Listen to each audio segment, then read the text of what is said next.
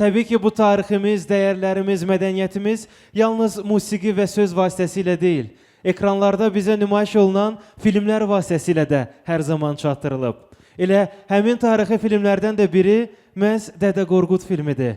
Gəlin, həmin tarixi filmdən kiçik bir parçanı izləyək.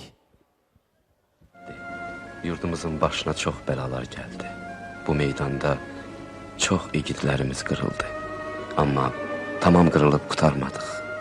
Hələ varıq, olacağıq, qalacağıq, artacağıq. Gəl oğul, qalx uca dağın başına, 3 tonqal qala. 1 tonqal qalayanda elimiz şənliyə toplaşır.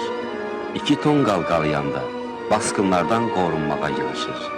O indi 3 tonqal görəndə hamı cütlə xışla gəlsin, bilsinlər ki, işləməyə gəlir. Bəli, qələbəmizi, zəfərimizi əks etdirən 3 tonqalımız tarixi Kəlbəcər dağlarında qalanıb və biz hazırda qələbəmizi, zəfərimizi simvolizə edən o 3 bayram tonqalını hazırda görürük.